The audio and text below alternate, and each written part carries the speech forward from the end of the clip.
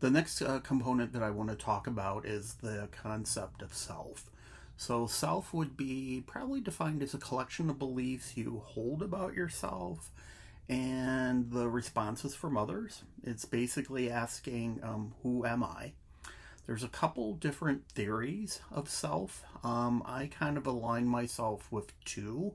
The first one was an American psychologist named Carl Rogers, and according to him, there were three parts of the self concept. So the first part is the ideal self. That's your vision and ambitions of who you want to be. The next part would be the real self, how you currently see and perceive yourself. And then the third one would be self esteem, how much worth and value you believe you have, and how you would compare to others. The other theory that I kind of align myself with is from Irving Goffman, and he believed that all the world's a stage and that people have a front stage and a backstage. I'll go into both of those why I believe them. I'll start with the Goffman one first. For me personally, I do have a side that I show at work and at school that is different sometimes from the one I show at home with my partner. I can get very crabby with him sometimes, and unfortunately, snap, and that'll go into fights and stuff like that, where I don't show that side as much. Sometimes it comes through, but at work or at school. I think most people do that. I think people, it's kind of like a mask. You have that, what is it, the sadness and the laughter mask. There's always going to be two sides of people. For the Carl Rogers one, the way that I apply that to myself is who I want to be. My ideal self is who I want to be. I want to be, especially in the human services department, I want to be somebody that people look up to, I want to model good behavior, have them, get through their recovery by seeing what I'm doing. That would be my ideal self. My real self is probably not as good as I want to be. I struggle with a lot of things. I'll go into self-esteem with the next one, but my self-esteem definitely hurts my real self-image of myself. I think that my self-esteem I definitely need to work on because that plays into my whole self. The With my self-esteem, a lot of it I believe is how I compare myself to others, and I really shouldn't be doing that. I'm a unique person. I have unique abilities. I have some issues, some physical, some mental issues. So I'm a different person, and I need to stop comparing myself with others. Self esteem is also broken down into four parts.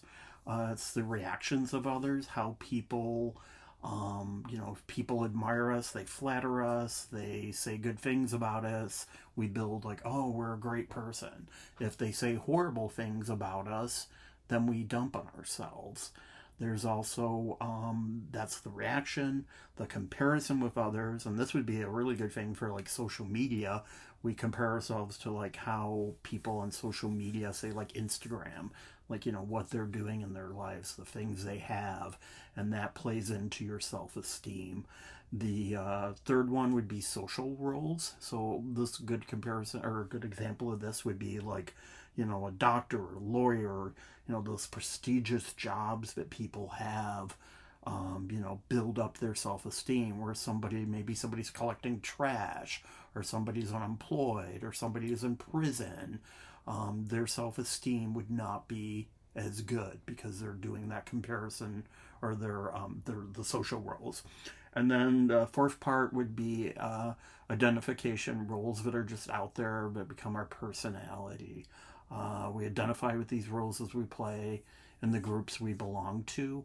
So for me, with that one, I guess I would say I've always been working class.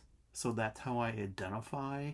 And sometimes that will bring down my self esteem compared to people that I see who are, not working class people, who are upper middle class or wealthy. My self esteem is something I definitely need to work on. It's probably the most important thing I need to work on because I deal with low self esteem quite a bit. I believe that I didn't have like a good modeling for my parents. I think parents play a big role in developing self esteem for kids. And having grown up in an alcoholic family, I didn't get that example. My mom, her self esteem was low because she was living with an alcoholic.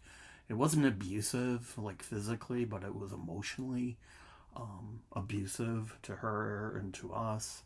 And my dad, being an alcoholic, he didn't have any self esteem for himself. So I didn't have those good role models to, show me.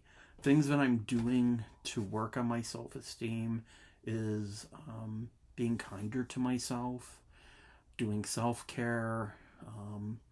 Probably therapy helps me with my self esteem. Just trying to realize that I'm 60 and I still haven't figured this all out, but I'm a work in progress. Definitely a work in progress.